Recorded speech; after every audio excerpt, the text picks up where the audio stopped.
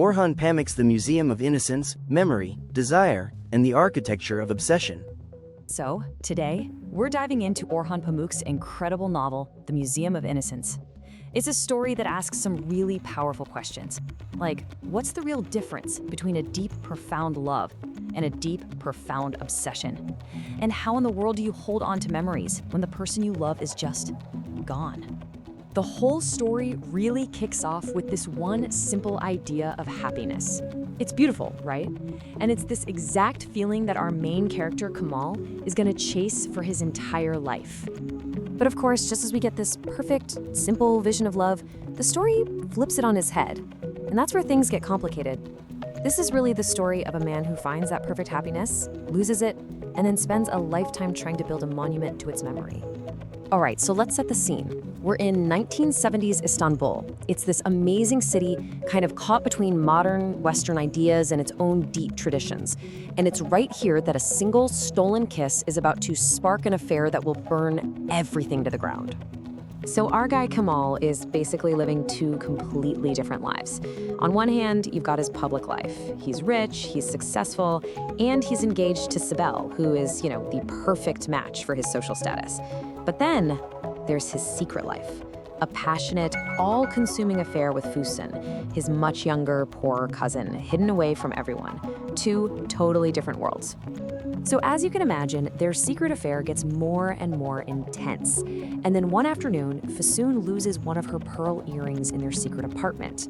And this one tiny thing, this lost earring, it becomes everything. It's the very first piece of what will become a massive collection. It's the moment his love for a person starts to latch on to a thing. And then it all comes to a head at his own engagement party. You can just picture it, right? He's at the Istanbul Hilton, celebrating his future with Sibel, but Füsun is there as a guest. And he's so caught up in the moment, he dances with her, actually believing he can have both. He can have his respectable life and his secret love. But oh man, is he about to find out how wrong he is. Yeah, so after that party, his perfect little delusion just shatters. Füsun completely disappears from his life. And that exciting secret affair, it turns into absolute soul-crushing agony. Think about this number for a second. 339. That's how many days Kemal goes back to their secret apartment waiting for her. Every single day. For almost a year. Just hoping she'll be there. And finding an empty room every time. And you can imagine what this does to him. His whole life just falls apart. He's completely lost in this fog of sadness. And his fiancée, Sibel, she can see he's a wreck, but he can't explain why. So, of course, she breaks off the engagement. So eventually, Kemal does find Füsun again. But it's not the happy reunion he was dreaming of. Not even close. She's married. But for Kemal, this isn't the end. Nope, this is just the beginning of a whole new, really strange chapter in his obsession. Okay, get ready for another number. 1,593. That's how many times Kemal goes to Füsun's family's house for dinner over the next 8 years. 8 years. He just becomes this weird fixture in their lives, all for the painful pleasure of just being in the same room with her. And during those 1,593 dinners, this is where it gets really odd. And also kind of heartbreaking. He starts this little ritual. He watches her every move. And whenever she touches something, a salt shaker, a hairpin, a little China dog on the TV, he'll quietly pocket it when no one's looking. He's literally building a physical collection of his longing. And here's how he justifies all this to himself. He says, look, what if time isn't a straight line? What if it's just a collection of moments? Well, if you look at it that way, then those 8 years aren't a waste at all. They're 1,593 individual happy moments, and he has a souvenir from every single one. So, after almost a decade of this strange, patient waiting, the world just shifts. Füsun's marriage falls apart, and all of a sudden, the one thing that was standing in their way is gone. This is it, the moment he has waited for 9 long years. Füsun is finally free. They make plans to drive to Paris to finally be together. It feels like we're finally getting the happy ending this impossible love story deserves. But their happiness lasts for just a few moments. They're on the road, Füsun is driving, and there's a crash. And just like that, the love that Kemal spent a third of his life waiting for is gone. Instantly, forever. So what do you even do with that kind of grief?